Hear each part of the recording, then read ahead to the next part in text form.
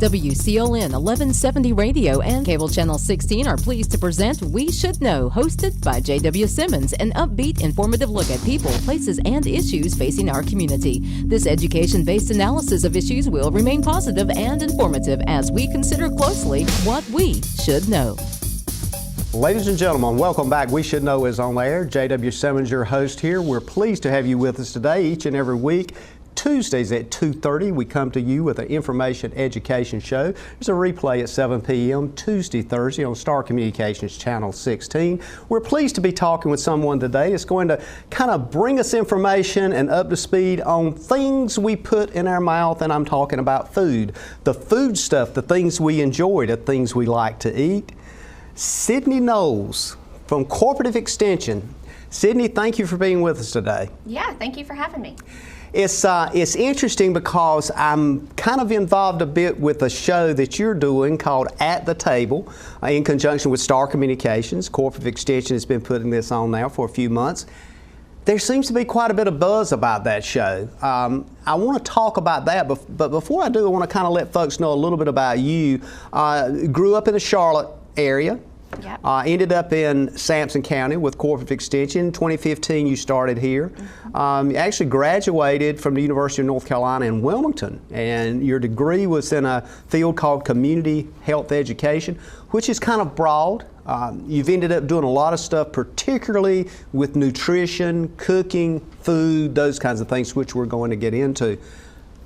I guess my opening question to you as it relates to not only the cooking show, but more importantly the field you're in, what intrigues you with that? At what point, and can you remember at what point in life you decided, you know, there's something about community education, or there's something about this nutrition thing, or there's something about food? How did you get in that field? What caused you to be interested in it? And how did you narrow it to where you are now?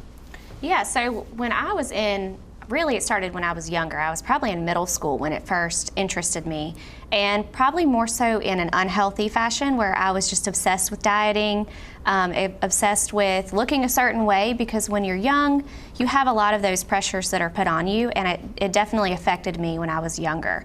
So I started actually going to the gym in like 9th grade, which was strange for a lot of people my age. They didn't usually go to the gym, at least where I was from.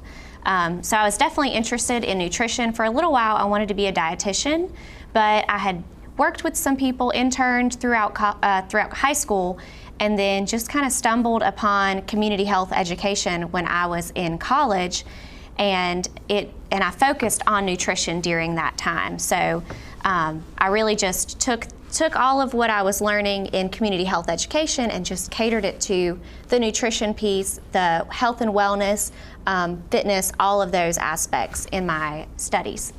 One of the things I noticed is interesting too, you've done a lot of work with folks in public housing communities to try to increase their knowledge and understanding. Why is that community important, and why should we turn our attention more to trying to educate folks in that community?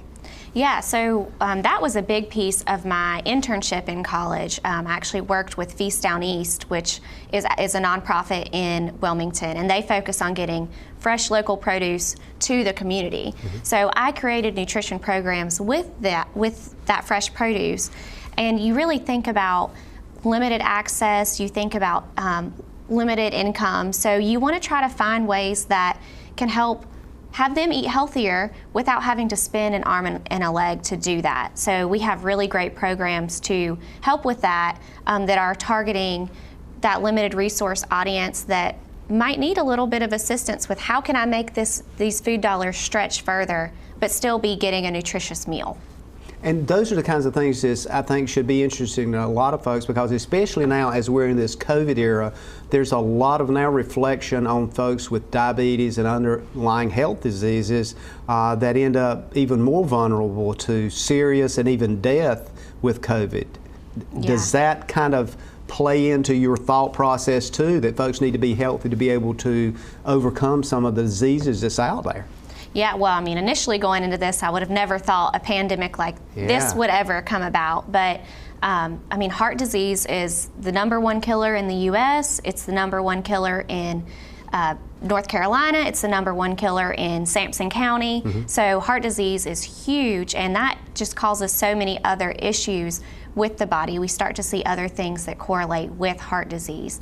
And then once you have those types of health conditions, anything that comes along, whether it's the flu, I mean, that wipes out a lot of people every year that have these underlying health conditions.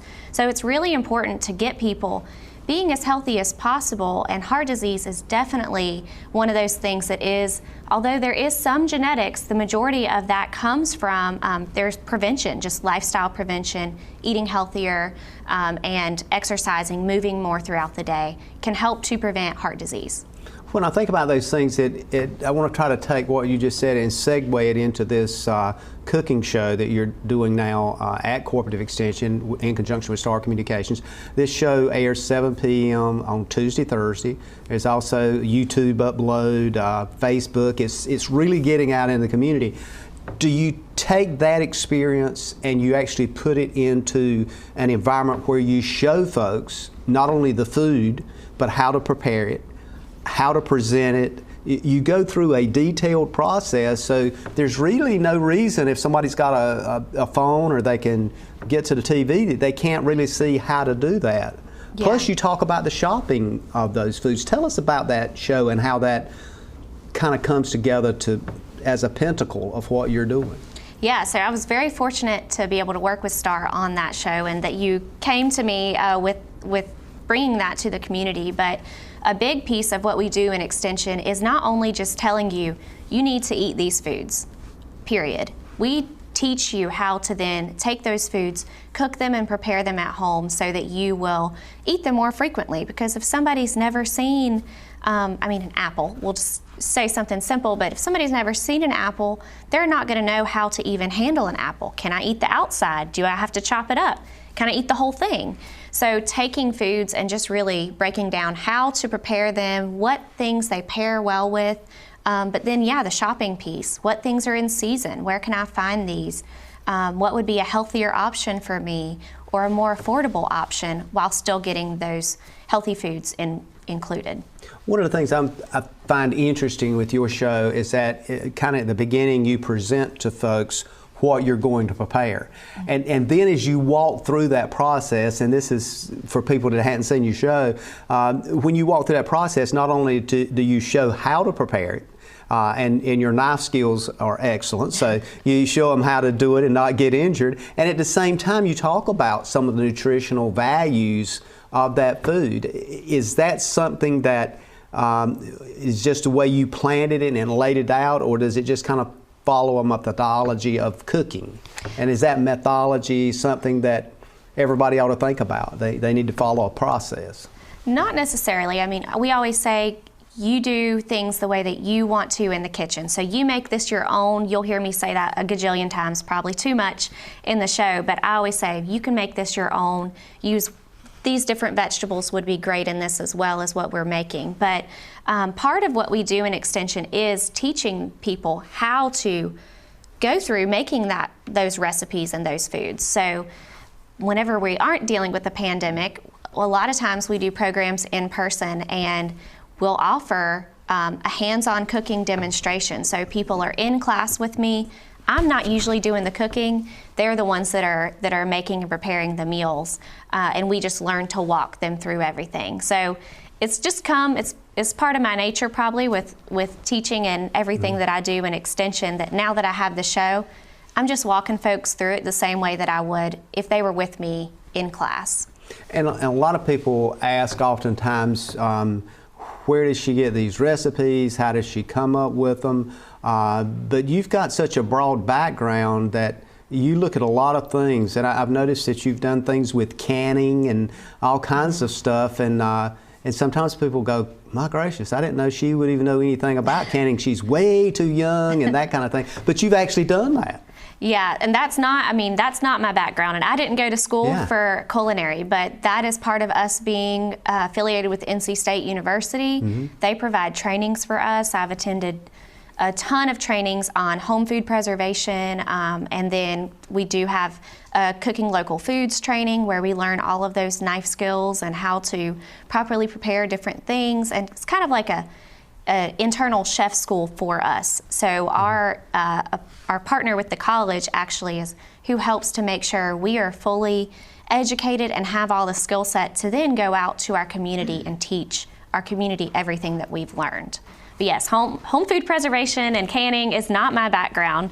But it's an important part of the process. Yeah, and it's definitely when we have hurricanes and things like that come along so frequently within our county, to make sure that people are prepared and they have what they need stocked up, so they don't have to throw out their whole entire fridge or freezer in that situation. For the most part, when I look at the area that I live in, and of course that you live in now, it's almost like we're in that garden of everything. I mean, sweet potatoes, pepper, cucumbers, I mean, just go down the list, of fruits, vegetables, all of it's there. Is that a huge advantage, or do sometimes folks miss that? I mean, even people that live here, maybe that are not somehow connected to a farm, do they get confused and think they've got to go to a grocery store all the time? Or do they understand there's stands here and there? They can even go to fields and ask people, you know, can I pick some pepper, you know? Yeah, or they might know somebody that, that grows that. Absolutely. I mean, I think that depends on the person, but a lot of people, I think, probably tend to go to the grocery store more frequently, maybe because they're not aware of how many local farm stands there are within our county.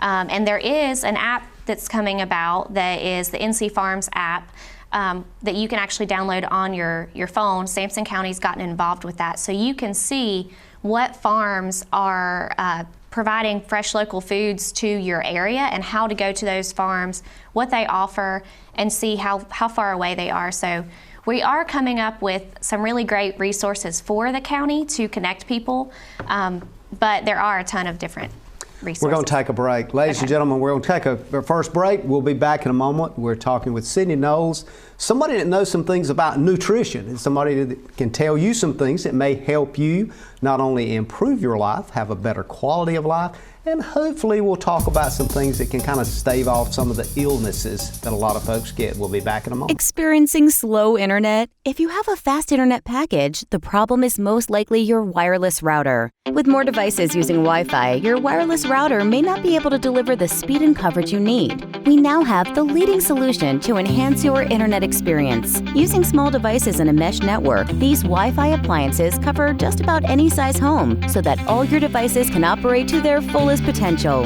Whole home Wi-Fi from Star Communications. Get the most out of your internet connection. Ladies and gentlemen, welcome back. We Should Know It's on there. My name is JW Simmons. I'm glad to be with you today. I host this show. And our guest today is Sydney Knowles. I'm going to call you a nutritionist. I know have gotten many titles with Cooperative Extension, but you've been doing this for some time. You ended up here in the Cooperative Extension office back in 2015. Started, I think, in December, as I recall. Mm-hmm. It's interesting when we talk about the show you're doing, the At the Table show, a catchy name as well, but I want to kind of remind folks, when you look at that show, remember it's at 8 p.m. instead of 7 p.m. I had another show of some sundriest name. I think it was We Should Know when I was thinking about 7 p.m., but it's 8 p.m.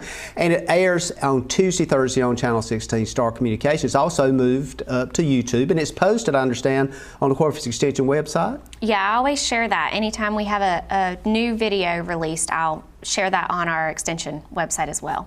And if somebody has a question or comment, one of the things I want to get in early on in the show, we might mention this 2 or 3 times, tell us how they can call you, because I know you've offered to do things at churches and various other civic organizations to speak to issues about nutrition and community health.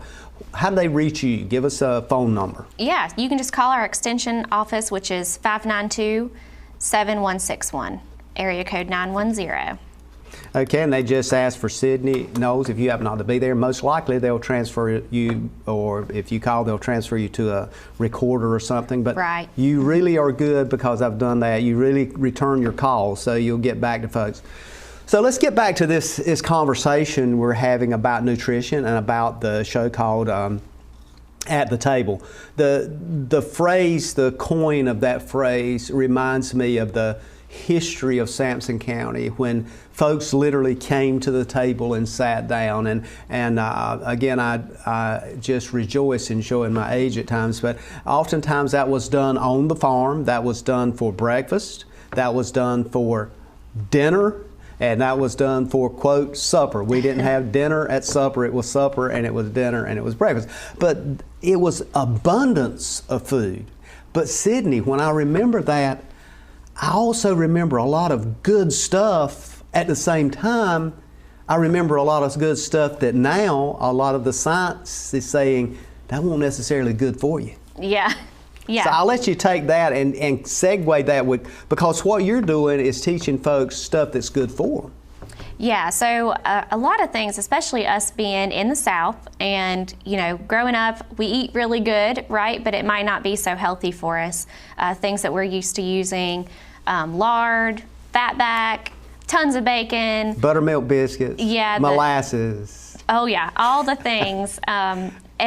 And those things taste good, and sometimes you just really want comfort food, and that's perfectly okay. But when we start to have that every single day for every single meal, it does start to affect our body, and that's especially we start to see things like heart conditions and heart problems that eventually lead to that heart disease that we talk about is so prevalent here.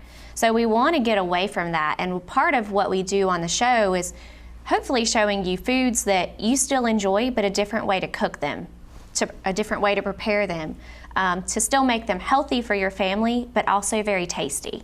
All the time, anytime I make a recipe and I'm like, this isn't very good, I'm not gonna make that again. Mm-hmm. I stick to recipes I like and that taste good and that others will like as well. So I always try to choose something that the rest of the folks are hopefully gonna enjoy as well that are eating it.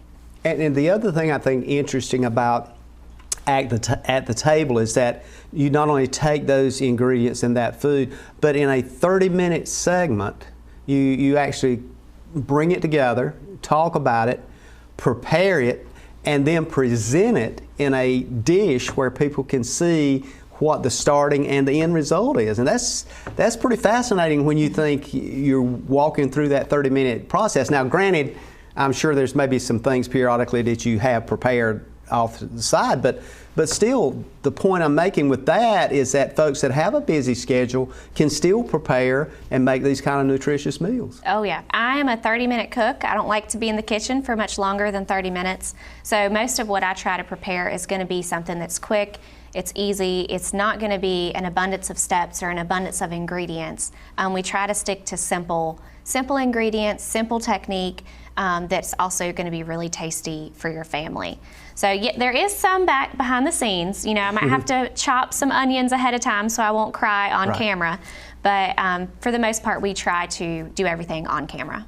If somebody's looking at your show, or they've maybe seen some of the shows, hopefully they have, and they're listening to us today and they wanted to call you, can they call this 592-7161 number and leave you a message and say, hey, can you show us how to prepare, I don't know, chicken or fish in a different way or something of that nature? If they have a certain food they like and they're not sure, they can say, give us some ideas how we can do that. Do you take that into account as well? Yeah, and I still get calls from back in the day when we used to have, I think they were home economics agents back then. That's correct. They weren't Family Consumer Science or FCS agents.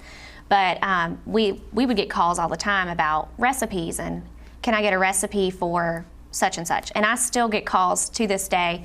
Most of them are over 50 in the generation, but I get calls sometimes about, hey, I need a recipe for such and such, or how do I prepare this? So I still get calls about that, and feel free, you know, anybody out there can call me about any recipe. What do you get this question? This is something that I hear people talk about a lot, and there's a lot of literature on it. This idea of organic versus non-organic. I mean, it's in meats, it's in vegetables and everything else, but there seems to be a huge divide. For me, when I look at it, I certainly look at it in a grocery store, and I know I can buy a quote that says, organic. But at the same time, when I see the organic thing, it also costs more as well. Mm-hmm. Tell us how that works, and is there really a significant difference, and why should we even be concerned about that? Well, I think the big thing is the cost difference, just like you mentioned. So the amount of apples you could buy that are non-organic versus the amount of apples that you could buy that are organic are significantly different in cost. So you have to take that into consideration. We don't really have a stance on which one is healthier for you. There's not enough evidence to show that non-organic foods are not good for you. They still provide great nutrients for your body, the same as organic foods do. I think some people just have different preferences, and that's perfectly okay, and whatever fits your lifestyle and your budget, go for it. But the key is whatever will help you to eat fruits and vegetables, because just because you feel like you have to eat organic and then you avoid fruits and vegetables completely because you can't afford it, that's not going to be very healthy for you. So you want to just make sure you're incorporating lots of fruits and vegetables rather than skipping it all together because you can't afford. One of the things we hear a lot of, and I know if I don't kind of get into this, I'll probably get a lot of stinging emails, but the thing that we hear a lot is so many different names for so many different diets that's supposed to work within a certain period of time, some of them 2 weeks, or in 4 weeks you'll lose 50 pounds if you're on this quote diet. And it's everything from fat-free to no carb to all bean diets to all, it's just unbelievable the number of diets that's out there. What do you say to people as somebody that knows a lot about food and a lot about nutrition? What do you say to people when they ask the question, Sydney, what's the best diet? Yeah, so, well, the one that we definitely offer the most within our extension partners is Med Instead of Med. So focusing on the Mediterranean diet, which has a lot of evidence to back it up. So everything that we promote in extension is going to be research-based. So we have looked at all the research, and this is what has shown to continuously be the most effective over time. So that is something that we are definitely passionate about in extension. We're not going to promote something because you're going to lose so many pounds within 2 weeks, but then you won't keep it off, right? You hate to continue to diet and diet and diet and do what we call yo-yo dieting, where you lose weight and then you gain it back. So we want to try to make sure that any diet we're choosing is sustainable, meaning it's something that can last over a long period of time. Maybe moving away from the word diet, because it's gotten such a negative connotation nowadays, to lifestyle. This is my way of eating, this is my lifestyle. These are foods that I eat every day. And really with extension, we focus on the My Plate and eating lots of fruits and vegetables, choosing whole grains, and consuming healthy proteins that are going to be better for your body, healthier fats that are better for your body. And that is the focus of what we teach in extension, not a specific diet or the hot diet of the moment, because it might not be the best for you.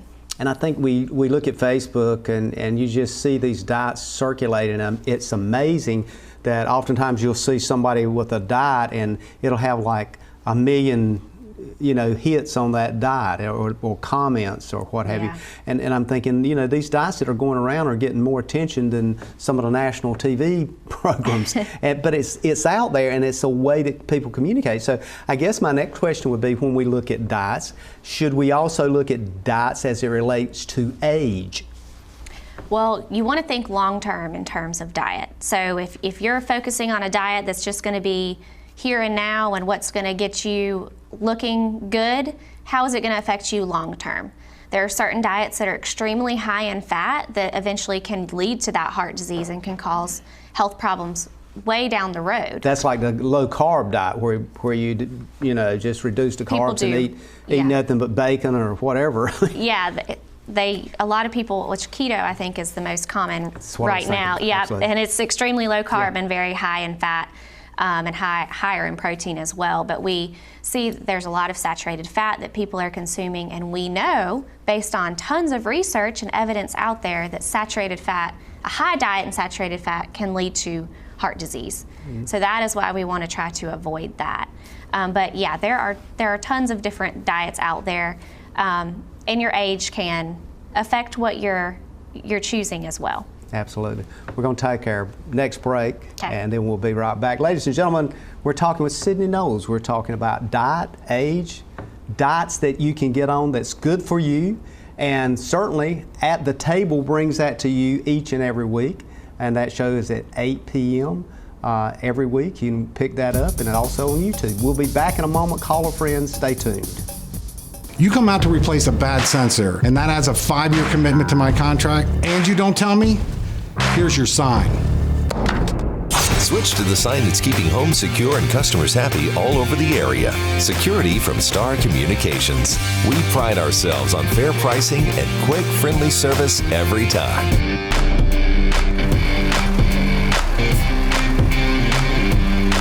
Somebody trying to break into this place? Security from Star Communications. Welcome back. We Should Know's on air. JW Simmons here, hosting the show. Today our guest is Sydney Knowles. She also has a show on Star Communications Channel 16 that's called At the Table. Sydney, should we refer to you as chef or host of that show? I don't know. I mean, I think probably you're both. You kind of cook the food, you prepare the food, you present the food, and at 8 p.m. Tuesday, Thursday, folks, all they have to do is go to Channel 16. If they don't have Channel 16, guess what? They can go to YouTube, and they can pull you up and see you preparing that food. Yeah. Is that something that so far the responses you have gotten, and we've been doing this now for what, 3 or 4 months? Somewhere in that range? We started towards the beginning of the pandemic, or right before, so. Best way to start a cooking show is during a pandemic, because everybody's home, so they need to know how to cook. Yeah. That's something I think folks need to understand too, is that now we see a lot of people, and I don't know that it's going to change drastically. I know folks are going to go out and eat more when this thing settles down, and I have faith that it will, but now's a good time to learn some things and tips that you're teaching, because they're really kind of common sense things. Well, some of them are, but then there's a lot of things that people just had never learned, or it could be things that maybe their parents didn't cook a whole lot at home, and so they didn't ever get to learn how to cook. So if it's not in a box or it's not wrapped up, we don't know what to do with it. Yeah, sometimes. There's a program that you've been involved in as Corporate Extension as well, called Faithful Families.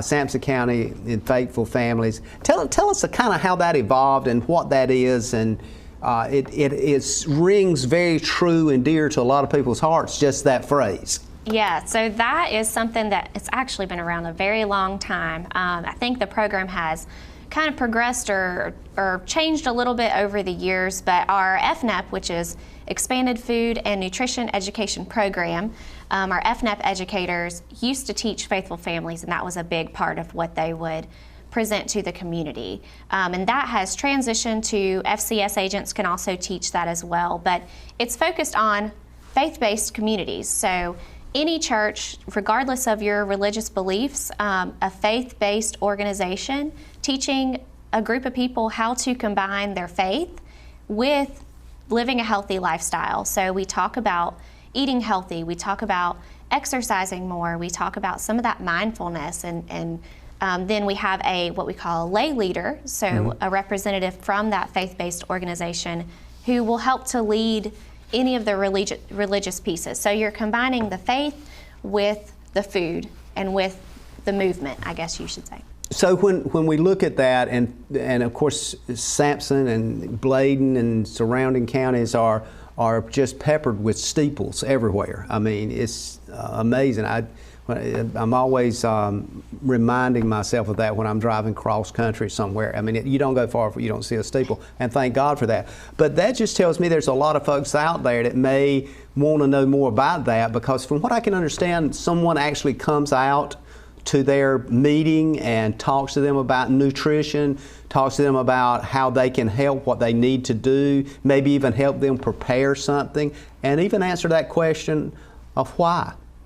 Yeah, so typically that person would be me or the FCS agent in that county. So if it's somebody in Bladen who's watching the show, you have an FCS agent there as well who could help lead that program. So your agent will come out to your faith-based church or wherever you are and go over, here's what we're going to talk about. And I believe it's a 9-week program. It may have changed a little bit in terms of length, but it would be a repetitive program each week, and you would focus on a different topic, and we'd go over why this is important. And then we also typically do either a cooking demo, or we bring something on site for you to taste. So we also bring food for you to try those things so that you can hopefully like it and be encouraged to make those things at home.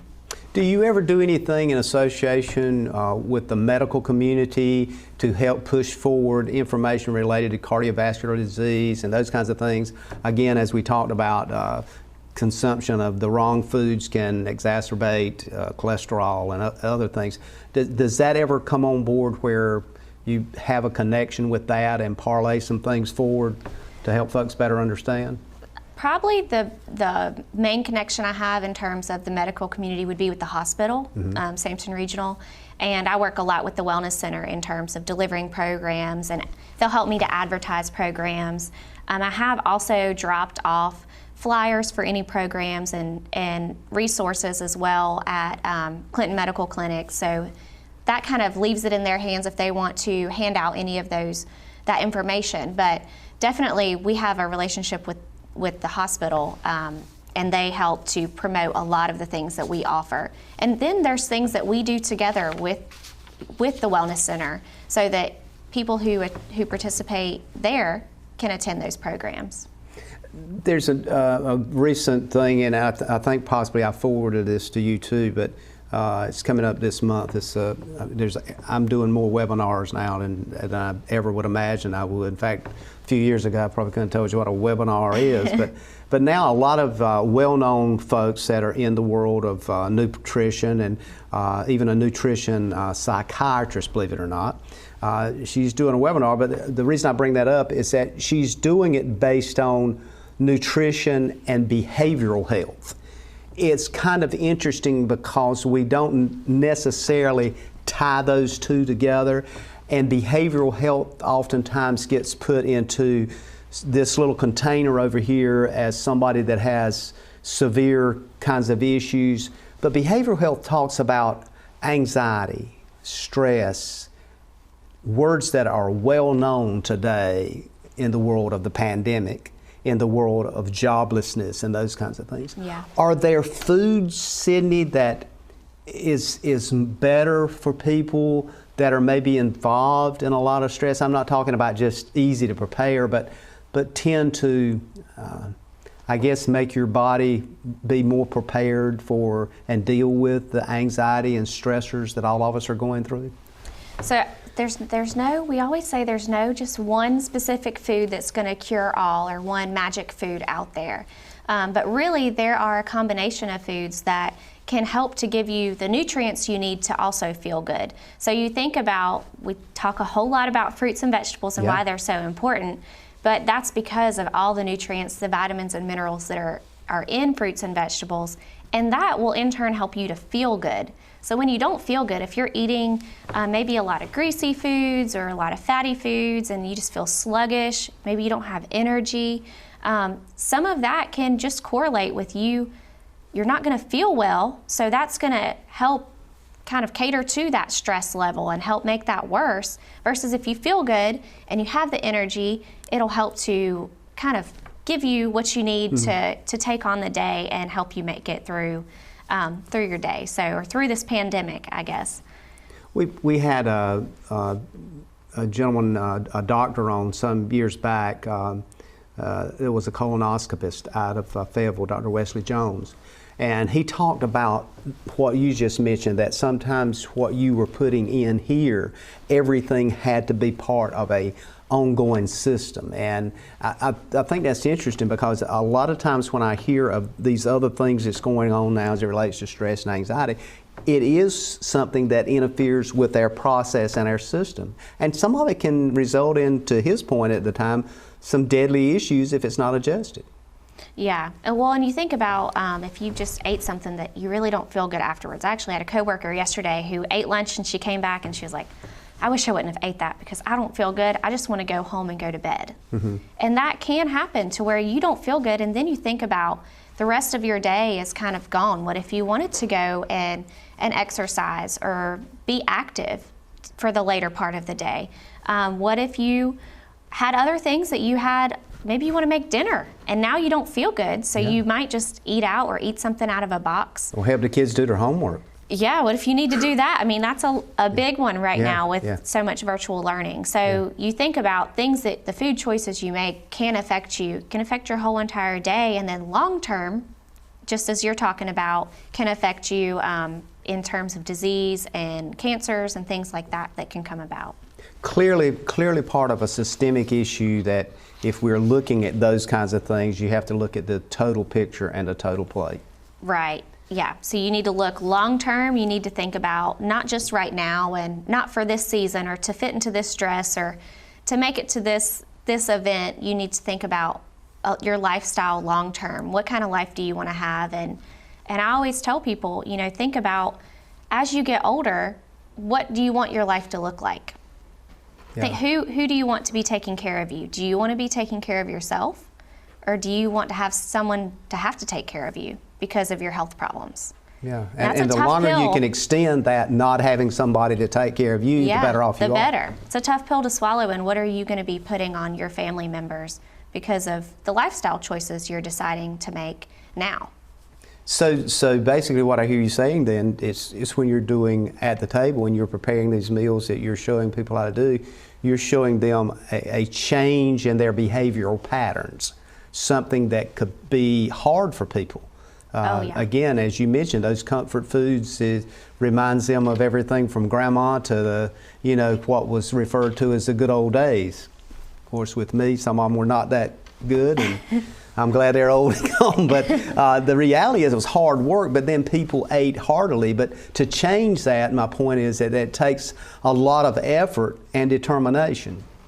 Yeah, I mean, you have to really put your mind to some of that, because you think about, I love to eat, I grew up, my mom always made fried chicken, fried okra. That was my favorite meal that I requested all the time, were fried foods. And they're so tasty, I loved them. When I was younger, I hated water. We drank soda and tea at my house. And it wasn't until I got a little bit older that some of that stuff changed. So it's a mental decision. You have to make that behavior and make that decision to be better and to eat healthier. Sydney, we're going to take our last break, and we're going to come back and finish up, and we're going to talk about labeling, folks. When we come back, all of you probably have looked at labels in the store, had no idea, as same with me, see a lot of numbers. We're going to try to parlay that in a little better understanding, and hopefully Sydney is going to help us with that. So call a friend, stay tuned. Now's the time we get down to some of the details. We'll see you in a moment. To get the most out of your electronic devices, you need a strong internet connection and a protected home Wi-Fi network. You need high-speed internet from Star. Star has the fastest, most affordable high-speed internet service available for all your devices. We have no long-term contracts or high-pressure sales. Our service speaks for itself, and switching is hassle-free. We take care of everything with free installation from a local company. High-speed internet from Star. Internet at the speed of life. Welcome back. JW Simmons here. The name of the show is We Should Know. Every week, 7 p.m. Tuesday, Thursday. To clarify, 7 p.m. Tuesday, Thursday. 2:30 on Tuesday every week as well. And that's simulcast radio and TV. Today's guest is Sydney Knowles, a person that knows a lot about nutrition, a chef. The name of the show is At the Table. I just love promoting that show for some reason. I cannot imagine why. But that show is bringing a lot of attention in this area of cooking, of things that are considered ingredients. I want to refer to a New York Times article that kind of struck me as I was doing some research here. This is a recent article, and it talks about something that we all say, well, I've cut back on my sugar, but we don't think about what does that mean. It might say no sugar, but this article says that you might not think you're getting sugar, you might be doing something else, and it says, but they can also have effects on hormones. You might not have any sugar in it, but a lot of these other things that's in there, and stevia is one of them, and Splenda is one of them, and these kinds of things, the blood sugar, and they also have aspects as it relates to metabolism. Experts are doing and are concerned with caution against consuming them routinely for long periods of time. So to some degree, when I read that and look at this study, it causes me to think that just because it says it has no sugar, which a lot of people are saying stay away from sugar, that the things that are substituted for that can be negative as well. And I'm talking primarily when we look at these things we call food labels, and they're on the grocery store thing, and it drives my wife crazy when I stand in the store and I'm looking at a label. You know, it's like I concentrate on it too much. But tell us a little bit about that label and what should we try to extrapolate from all that information? Well, as far as added sugars and things that are what we call sugar substitutes, so you mentioned stevia, our stance in terms of being with the university and all the research that we focus on, we look at several different research studies and what is the cumulative, what does all of it together tell us? You know, you can't just look at one study and make a decision. Our stance is that if it's approved by the FDA, it is safe to consume. It would not be sold and able to be put on the shelf if it's going to cause long-term significant damage to you. So in terms of hormones and things like that. So our stance is kind of that is safe to consume.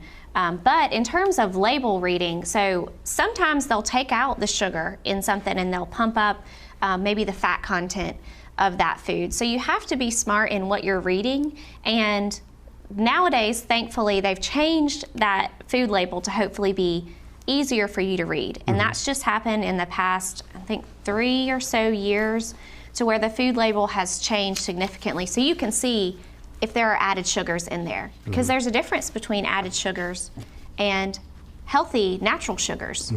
So the food label is definitely something that everybody should make a part of looking at when they are at the grocery store. And probably the most important part is going to be that daily value, that percentage on that nutrition facts label. When I'm looking at it, and a lot of folks, probably because of visits to doctors and others situations, a doctor may say, well, you got to cut your cholesterol. You got to cut back cholesterol. Now, we all know that it's genetic involved in that as well. So oftentimes I look at cholesterol or I'll look at sodium content, because we've all been told too much sodium is a blood pressure issue. So you constantly look at that. The more you look at those kinds of things, how important is it for us to diagnose what the label is saying, and we look at portions as it relates to that? For example, if it says 240 calories, what does that mean? I mean, what's the portion? Well, this particular label I'm looking at is like 1.5 cups. So if you eat 3 cups, then it turns to 480 calories. Yeah. So, and that goes for crackers and everything, even the number of crackers. Those crackers could be tiny. Right. Yeah, so definitely paying attention to that serving size is one of the most important things. I was actually looking at sodium, talking about sodium on I think it was a complete seasoning blend that we were using on our Cooking for Wellness show with the Wellness Center. And it said that it was I think it was maybe 15% of daily value of sodium. That was only in 1/4 teaspoon. Wow. So when would you really only consume 1/4 teaspoon? You'd probably be at least consuming half to a whole teaspoon. So you'd have to quadruple that amount. And then what percentage would you be at then? So 15% times 4, right? You'd be way up higher. So that would not technically be a good option for you. So serving size is definitely key. And then in terms of the daily value, so I keep referring to that percentage, the daily value.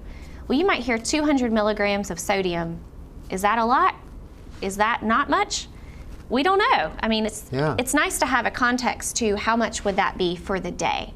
So the daily value percentage is the amount you should have in an entire day based on a 2,000 calorie diet.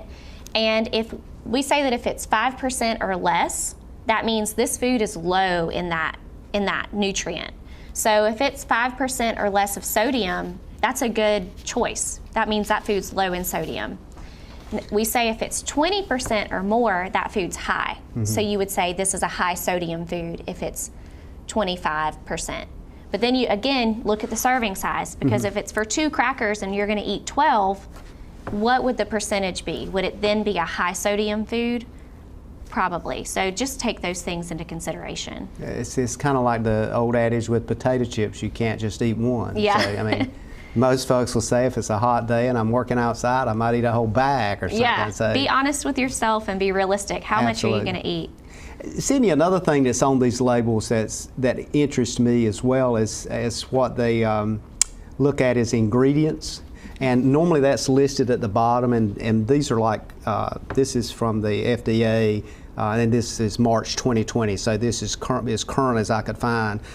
But I've been told that in the ingredients thing, that if you look at the ingredients, the things that are at the front of those things listed, that it starts out with the most and goes to the least. Is that correct? Right. So if you're looking at something like bread, and that first ingredient is water, that means the majority of that bread is made up of water. Mm-hmm. Or if you're looking at, trying to think of something different, milk, and you saw sugar as the first ingredient, then if it's a chocolate milk and the first ingredient is sugar, the majority of that chocolate milk is made up of sugar. So yeah, it breaks it down into what's mostly in that food, that the highest ingredient, and it goes smaller and smaller to the lowest ingredient. And usually you'll see at the end it says contains 2% or less, and that's where you get into the really tiny amounts of what ingredients are in that food. And I think you just hit on another subject that is critical to look at as well, and one of the things is sugar, and the beverages that we drink, particularly sodas, are extremely high in sugar if you look at the labels. And the same thing with milk and things that we normally don't necessarily think about. For example, you look at orange juice, and I mean, it could be like 25, 35%. And you're thinking, I didn't know there was that much sugar in there. Yeah. But you're drinking it because of, quote, the vitamin C, but yet you have to balance that because everybody's saying you got to cut back on the sugar because it's just simply a carcinogen. Yeah, and we really, when we're talking about food labels in general, we really want to try to move away from things that even have a food label. So think about what doesn't have a food label. Yeah. Bananas, if you're buying pepper, a thing of lettuce. Cucumbers. Right, so think about those produce, those healthier items for us. We want to move towards what we say whole foods, or foods in their natural form, and kind of get away from all of the prepackaged food or the processed food. Now, there are going to be things that we just, you can't go buy wheat and make your own bread necessarily, but we want to eventually move towards the lower processed foods that don't have quite as much processing happening.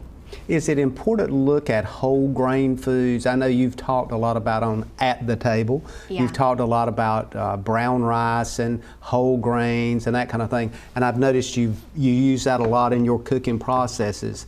Is that the reason? Is because it is healthier for you, or does it digest better, or what?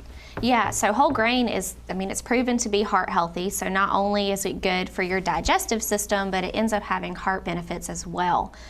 Versus what we call the white grain is going to be stripped of several of those key nutrients in whole grains. So a whole grain has 3 different parts, and a white grain removes 2 of those parts. So you're just left with the middle layer of a grain. So if you go outside into a wheat field and you look through that and look at a grain and look at it under a microscope, you'll be able to see those 3 layers. And what they're doing is stripping some of that away. So what happens is when you're not consuming it in the whole form, you're not getting a lot of those really good vitamins and minerals that are good for us, and also that fiber. Typically, if you see a white grain, so a white bread that has a lot of, maybe it says high in fiber on the package, it's been added. So you'll see that it's enriched, it's been added in the ingredients to that. We want to have foods in their whole form because our body really knows how to process those, how to digest those. But when we start to strip it away and add it back, it doesn't get absorbed in our body the same way as it does in its whole natural form. One of the things I've noticed too is that the whole idea of nutrition now has kind of become a whole family issue. I mean, even children are talking about nutrition. Husbands and spouses that typically don't do anything in the kitchen are thinking about these kinds of things. So I think when I think about At the Table, that if folks look at that, it could be a value for a family to sit down at 8 p.m. Tuesday, Thursday and look at the Table. Yeah, I talk all the time about things that their kids, this would be a great thing to do with your children or your grandchildren if you've got them in the kitchen. Here's some tasks that they can do as well. So, you love to incorporate your family, your kids, your husband into the kitchen with you to help you eat healthier. Well, City Knowles, I want to thank you for being with us today. Name of your show is called At the Table. Yeah. And that's at 8 p.m. Tuesday, Thursday, Star Communications Channel 16. It's also uploaded to YouTube. They can see you there and find out what's cooking and what's best for them. Again, the name of the show is At the Table. This is We Should Know. And we look forward to seeing you again next week right here. And as always, stay well, stay safe, and may God bless. Thank you for tuning in to this week's episode of We Should Know with host JW Simmons. If you have a question, comment, or suggestion regarding this or any episode, please send your emails to weshouldknowedu@gmail.com. And remember to tune in every Tuesday at 2:30 for another informative episode of We Should Know.